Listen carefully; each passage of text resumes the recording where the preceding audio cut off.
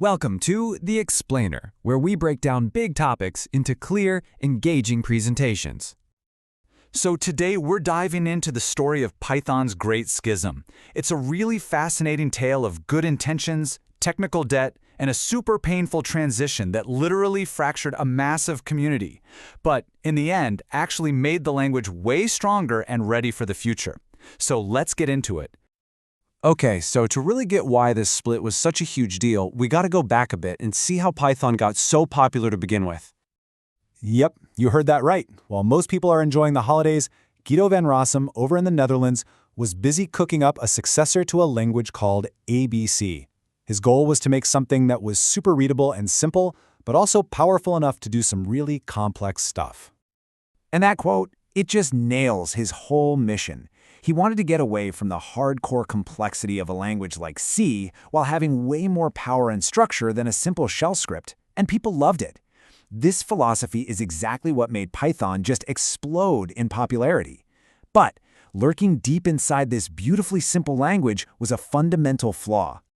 As Python got bigger and bigger, spreading all over the world, this sort of hidden problem, it started to become a major headache that you just couldn't ignore anymore.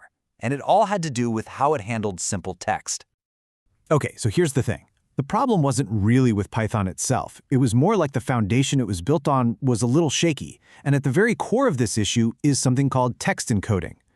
How does a computer actually know that the letter A is A?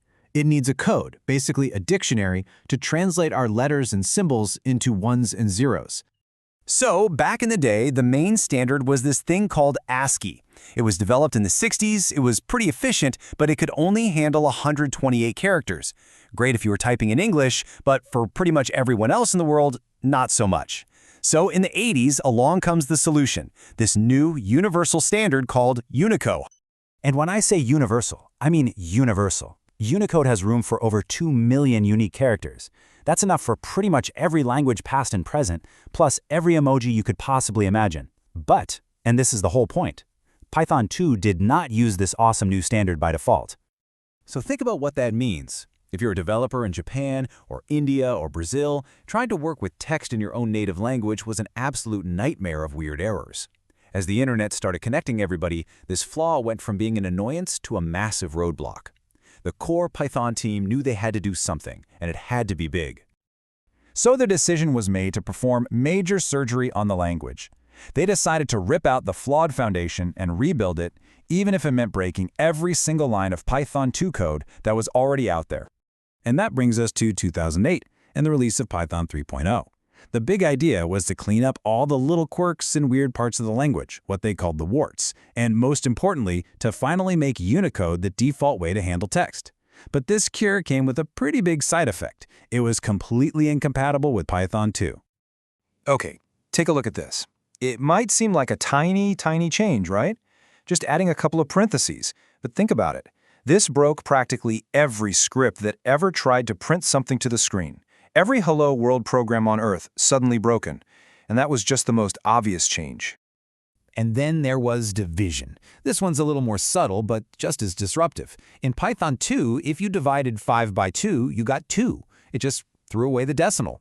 Python 3 fixed it to what you'd expect from a calculator, 2.5. Sounds better, right? But imagine you have a giant financial program that relies on the old way of doing things. Suddenly, you've got bugs everywhere, and you might not even notice them at first.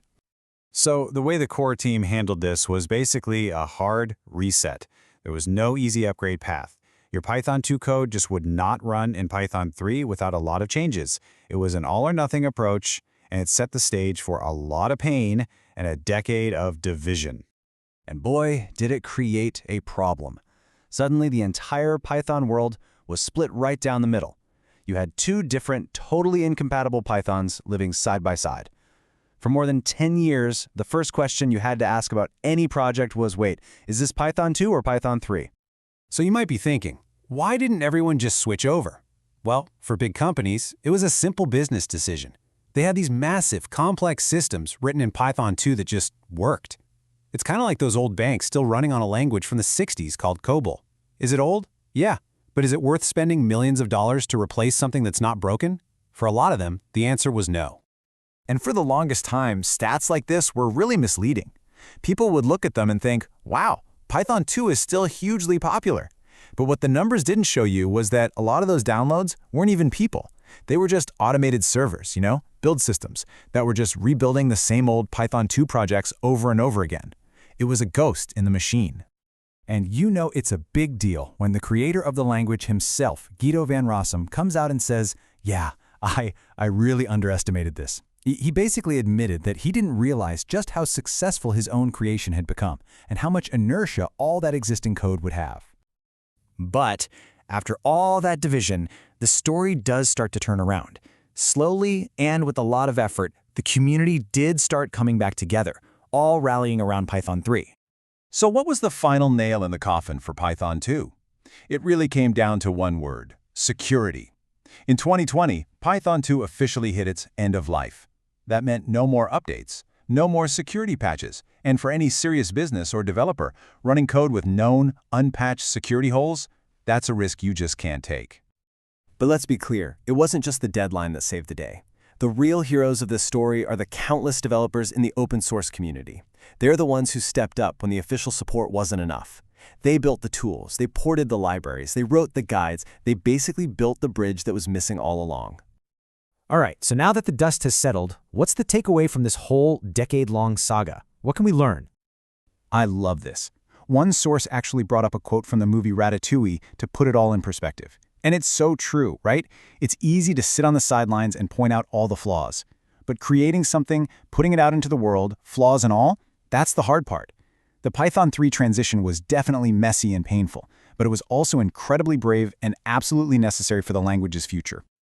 And this really brings us to the final lesson. The whole experience was so difficult, so profound, that the core Python team has basically promised never again. There will not be a Python 4 that breaks everything. The language will keep improving, for sure, but it won't ever tear its community in two like that again. And after hearing this story, can you really blame them?